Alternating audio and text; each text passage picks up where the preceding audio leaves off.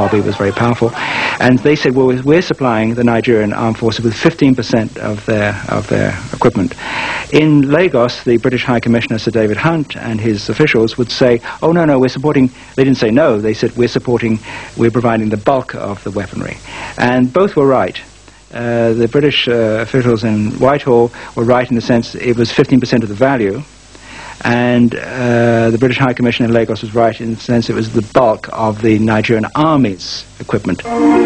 In the flood of international misrepresentation of the situation in Nigeria and the machinations of the faceless enemies of Nigeria, Mr. Harold Wilson, Britain's Prime Minister, arrives in Lagos for an on-the-spot assessment of events in the country. With the British election looming, Harold Wilson wanted a quick end to the war. In 1969, Britain increased five-fold its supply of weapons to Nigeria.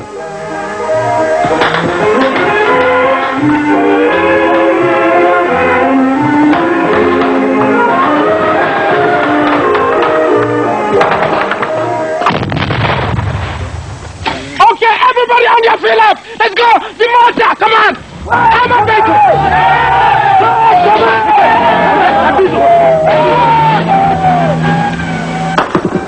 I was there near the end, and the whole place was falling apart. The fronts were crumbling, the Nigerians were moving forward, Biafra was becoming smaller and smaller.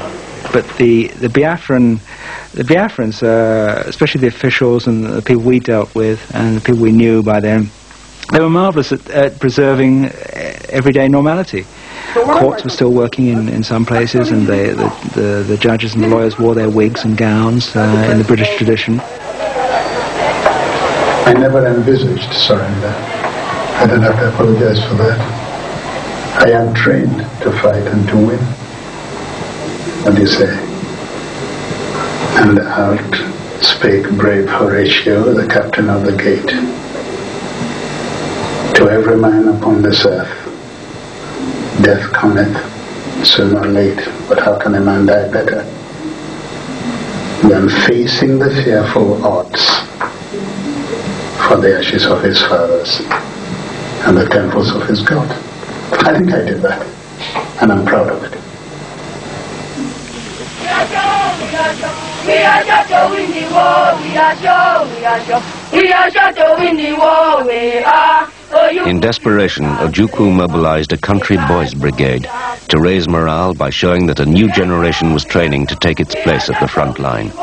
Fight on, brave boys, fight on, heroes of our fatherland. Pursue the enemy, harass him, destroy the invader. March on, brave boys, now that victory is in sight. March on, young men, beloved in heaven, march on. We are the Ojukwu Brigade country, we fight for Biafra land. They couldn't take any more.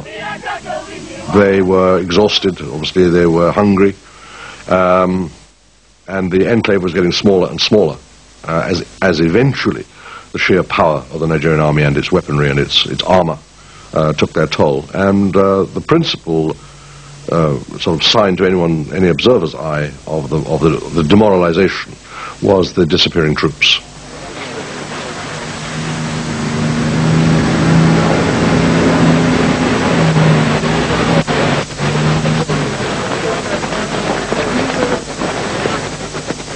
In January 1970, Ojukwu left for a neighboring country. He claimed then, as he does now, that he went to negotiate a peace.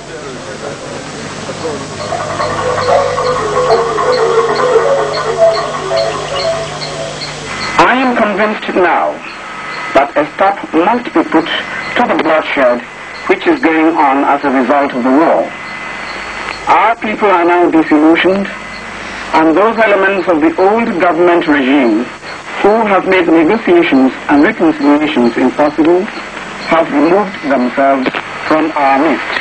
I have therefore instructed an orderly disengagement of troops. At the end of the war, there was a great deal of confusion, and I and another colleague had gone up to Doden Barracks, where General Gowan was going to at some stage, we thought, we didn't know when, take the surrender from General Effiong. That's you again. How are you? Very well, indeed. That's you again. And it was, I must say, the most astonishing thing, because they had all been in the army together before the war. This is the extraordinary thing about the Civil War. And while obviously the Igbo officers were pretty shattered by being defeated, at the same time they were able to greet their colleagues whom they hadn't seen for these 2 or 3 years. It was astonishing, and it was really quite moving. I, Major General Philip Effiong, officer administering the government of the Republic of Biafra, now wish to make the following declaration. That we affirm we are loyal Nigerian citizens and accept that the Republic of Biafra hereby ceases to exist.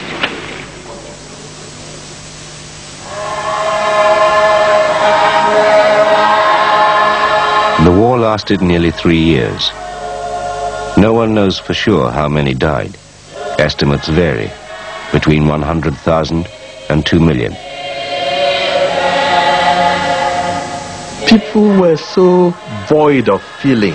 You had come at the end of 3 years to this. There was nothing to show for it. And yet you didn't know what would happen the next day, because the Nigerian soldiers were advancing to the rest of the heart of Biafra that they hadn't taken. And so people were both expectant, happy, disappointed. Feelings were mixed. People were looking forward to looking for their loved ones if they were still alive. Families started looking for families. I now think that having a just case is not enough. You have to have the might. Might is right, after all. And I must say that I'm also one of those who have begun to see the